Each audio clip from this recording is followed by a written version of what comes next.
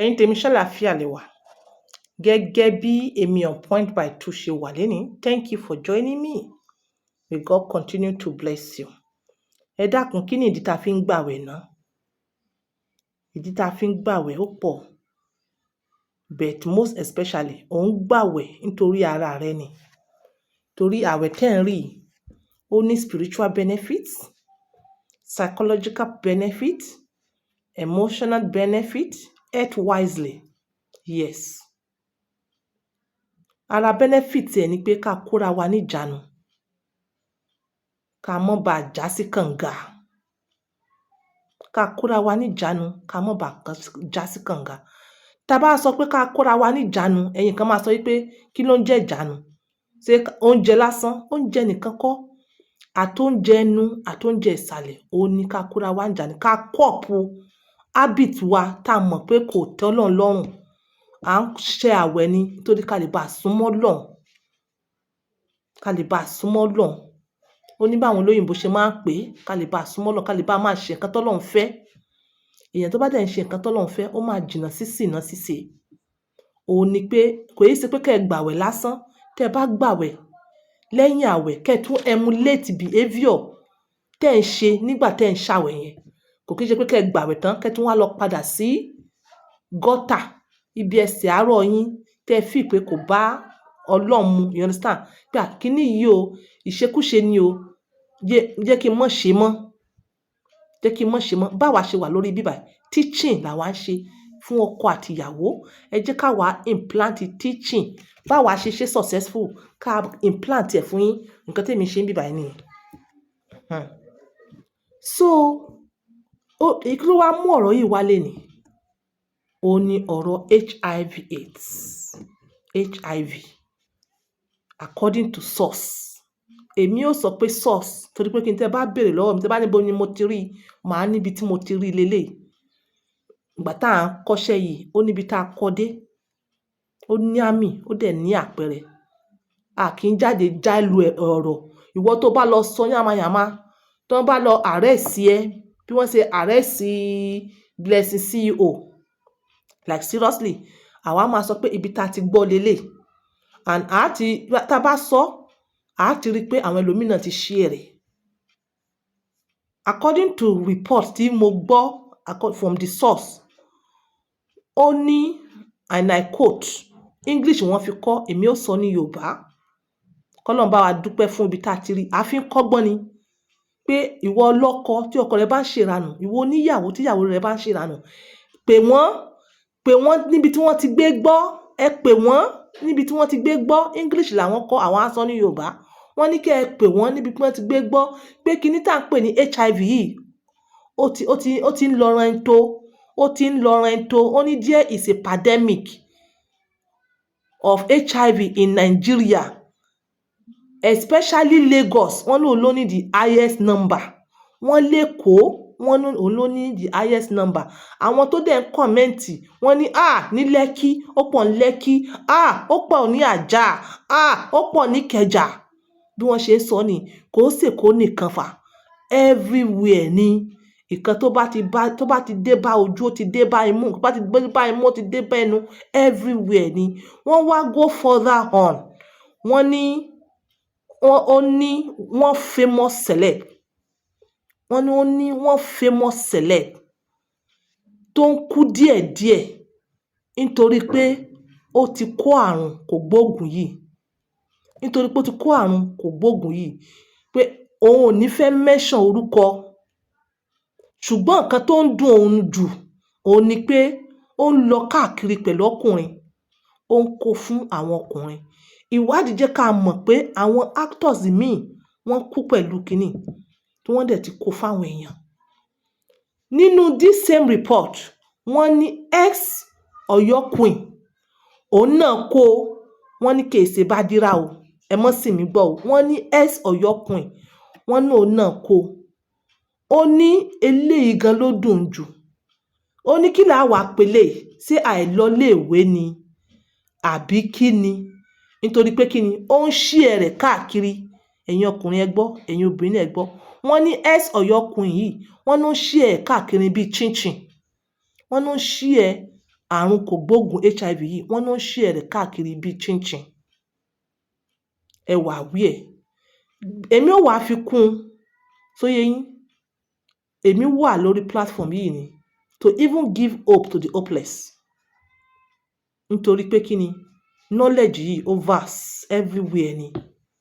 Bí àwọn èèyàn kan ti ń lo ti olóyìnbó, àwọn èèyàn kan náà ń lo ti ìbílẹ̀. But ká wá sọ pé pàtó ògùn ìbílẹ̀ tó lè pa lélẹ̀ rárá.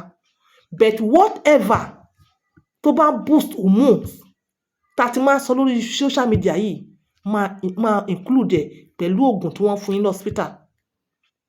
Whatever tó bá boost hormones tó bá ti lò yẹn tán once ní alẹ́. Yes, tó bá ti lò yẹn tán once láàárọ̀. Ìyẹn tó ń boost hormones yẹn, yes, lò lálẹ́. Mo ti sọ so many things tó ń boost hormones. Ìwádìí jẹ́ ká mọ̀ pé ṣe rí gálíìkì àwọn kan lò ó sì help viral loads wọn. Kíní yóò attack wọn púpọ̀. Kí lorúkọ kíní? Gloves, bitter leaf,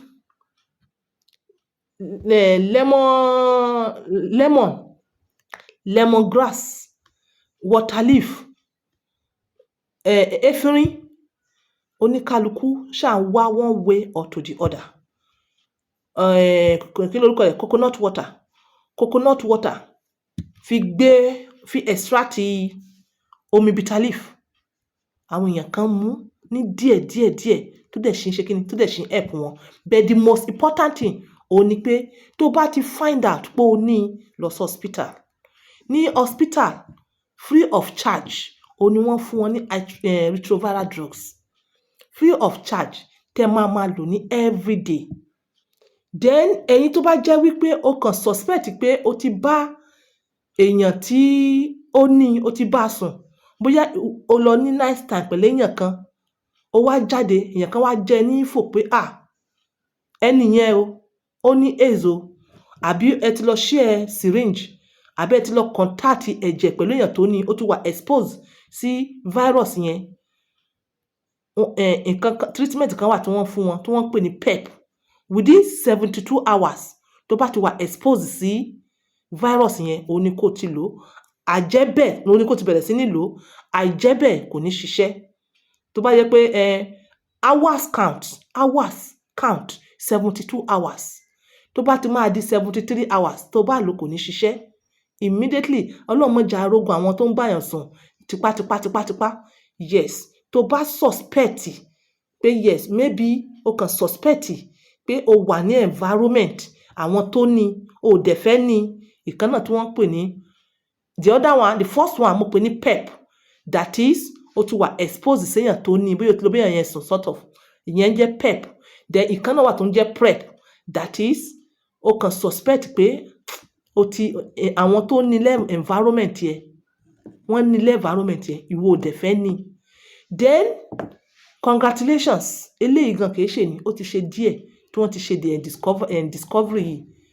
Tí wọ́n ti ṣe discovery yìí, àwọn Viv Healthcare kò ṣe Nàìjíríà ni wọ́n wà o. But ẹ̀yin tèmi wọ́n under product yìí láti online, but very expensive. Very expensive. Instead ẹ fi máa mú ní everyday, ẹ máa lò lé everyday. Ògùn ti ṣú àwọn èèyàn. Wọ́n wá ní okay, this abẹ́rẹ́ yìí o, ẹ̀kan lóṣù àbí ẹ̀ẹ̀mejì lóṣù. Ẹ̀kan lóṣù àbí ẹ̀kan nínú oṣù méjì. Ẹ̀kan lóṣù or ẹ̀kan nínú oṣù méjì, ó depend. Kí ni wọ́n wá pè orúkọ injection yìí in combination? Wọ́n pè ní carbenuval. tó carbenuval yìí òun ló gbé nǹkan méjèèjì yìí dání tó ń jẹ́ cabotegravir. Mi mọ̀ bóyá mò ń pronounce dáadáa. Okay, cabotegravir, ẹ má bínú, cabotegravir. Then the other one jẹ́ rilbivirin. Ẹ̀yin tèèyàn tó bá fẹ́ o lè contact everyone.org. The best thing o understand kó tó mọ ìbẹ̀rẹ̀ sí ní ra lókìní because wọ́n béèrè doctor prescription lọ́wọ́ ẹ̀ òun ni pé kó contact bí mo ṣe ń sọ̀rọ̀ yìí tó bá ní interest sí o ní kó sọ fún doctor ẹ̀ kó ní wọ́n mọ̀ ní oògùn báyìí mọ̀ abẹ́rẹ́ kan báyìí mọ̀ wà tíyàn lè gbà maybe once a week once a month or once in 2 months ṣé doctor ẹ̀ mọ̀ ẹ̀ pa ẹ̀ ṣé ó mọ bó ṣe máa order ìwádìí àti bí mo ṣe tẹ̀síwájú ó fi yé mi pé wọ́n ti rà púpọ̀ ní Nàìjíríà wọ́n ti supply Nàìjíríà rí you understand so sọ fún doctor ẹ tẹ everyone.org ẹ lọ sí website wọn everyone.org but ẹ wà be careful ẹ má fall sí ọwọ́ 419 ẹ má fall sí ọwọ́ 419 ìwọ tọ́lọ́run bá ti yọ ẹ́ tó jẹ́ wípé o suspect pé bóyá wọ́n ní ládùúgbò ẹ̀ ìwọ náà wá lọ sí hospital wá lọ check wọ́n wá sọ pé wọ́n negative dákun sókòtò rẹ mú ṣé ẹ rí injection tí wọ́n ní wọ́n ń gbà ní once a month yìí kì í ṣe owó kékeré ni wọ́n ń gbà o so fún ìwọ tó jẹ́ pé o sì ò ní oore ọ̀fẹ́ rẹ̀ àmọ́ ló ń gba ti hospital tẹ́ ẹ̀ ń lò ní every month jojúmọ́ ni kó mọ mú o má jẹ́ kó sú ẹ o nítorí tó bá ti mú ségesège tó yẹ oògùn yìí kò ní lè fight virus yẹn bó ṣe yẹ kó fight ẹ̀ mọ́ ó kàn crash gbogbo hormone ẹni sickness á bẹ̀rẹ̀ sí ní jáde àwọn yóò wá notice pé kíní kan ṣe bẹ́ẹ̀ tó bá ti ń lò dáadáa you be robot anybody ò ní mọ̀ and tó bá dẹ̀ ń lò tí kíní yẹn tí viral load yẹn ti down wàláì ò ní lè pàṣẹ séèyàn mo believe pé understand kan tí mo sọ aṣọ ilé kì í ṣe pé èmi on point rárá kì í ṣe pé mo fi wá yẹ̀yẹ́ anybody àfi wá advice ni pé kì í ṣe nǹkan tẹ́ ẹ bànújẹ́ púpọ̀ sí I'm just giving people hope here ẹ mọ́ bànújẹ́ púpọ̀ tẹ́ bá ní síbẹ̀síbẹ̀ ẹ kóra yín ní ìjánu ẹ ṣe kí ni ẹ kóra yín ní ìjánu make your wife whom you want your wife to be pé irú obìnrin tí mo fẹ́ mọ bá sùn lélẹ̀ irú ọkùnrin tí mo fẹ́ mọ bá sùn lélẹ̀ kẹ́ẹ̀dẹ̀ nífẹ̀ẹ́ ara yín ẹ ṣe irú ìfẹ́ tẹ́ fẹ́ sí ara yín ṣé ẹ ti gbọ́ àní fi ṣe kí ni àní fa ìsàn lùgbà tẹ́ bá réyàn tó ti ní ẹ ṣàánú ẹ ni ẹ má fi ṣe yẹ̀yẹ́ nítorí pé kí ni àmọ́ kó tó máa pa wá lọ́la o a lè sàmù gan mọ̀ láàfíà àmọ́ kan tó máa pa wá lọ́la this is on point by 2 giving hope to the hopeless bye for now.